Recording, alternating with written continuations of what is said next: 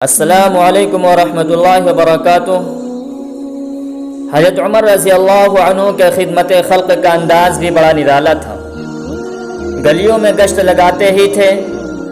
نظام خلافت ایسا بنایا تھا کہ کوئی ضرورت مند محروم نہ رہنے پائے۔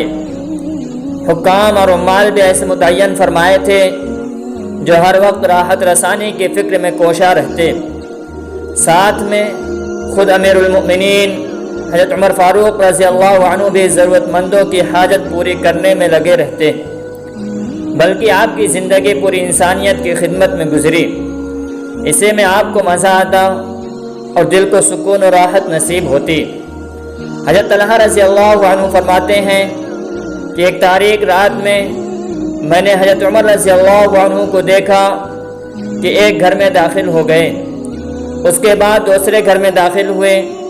صبح میں نے اس مکان میں داخل ہو کر دیکھا کہ ایک نابینا بوڑھی بیٹھی ہے۔ میں نے اس بوڑھی سے پوچھا کہ وہ کون تھے، تجھے معلوم ہے؟ اس نے کہا کہ وہ اسی طرح میرے پاس آ کر میری ضروریات کو پوری کر کے چلے جاتے ہیں اور صفائی ستھرائی کر کے واپس ہو جاتے ہیں۔ میں نے کہا کہ وہ تو عمر رضی اللہ عنہ ہے۔ ایک رات آپ مدینے کے ایک راستے سے گزر رہے تھے تو دیکھا کہ ایک خیمہ لگا ہوا نظر آیا جو کل نہیں تھا۔ اس کے باہر ایک بدوی بیٹھا ہوا ہے اور اندر سے رونے کی آواز آ رہی ہے۔ حضرت عمر رضی اللہ عنہ فوری اس کے قریب گئے، حال دریافت کیا، رونے کا سبب معلوم کیا۔ اس نے کہا کہ میری بیوی درد ذہن میں مبتلا ہے اور کوئی خاتون نہیں جو اس مشکل وقت میں میری مدد کر سکے۔ حضرت عمر رضی اللہ عنہ گھر تشریف لائے۔ اہلیہ محترمہ حضرت ام کلثوم رضی اللہ عنہ سے فرمایا کہ اللہ تعالیٰ نے آج تمہیں نیکی کمانے کا ایک موقع دیا ہے، کیا تم اس سے فائدہ اٹھاؤ گی؟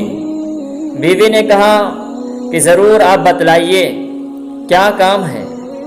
آپ نے فرمایا کہ ایک اجنبی عورت درد ذہن میں مبتلا ہے، اس کے پاس کوئی عورت نہیں، لہٰذا تم جلدی سے ضرورت کا سامان لے کر میرے ساتھ چلو۔ حضرت ام کلثوم رضی اللہ عنہا آپ کے ساتھ نکل گئیں۔ حضرت عمر رضی اللہ عنہ نے ہانڈی خود اٹھا لی۔ خیمہ آتے وہ اندر چلی گئیں۔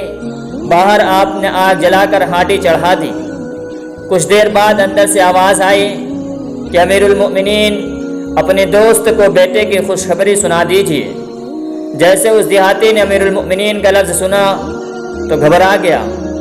آپ نے فرمایا کہ گھبراؤ نہیں، اطمینان رکھو کہ جو کھانا تیار ہوا تھا اندر دے دیا کہ اس خاتون کو کھلایا جائے۔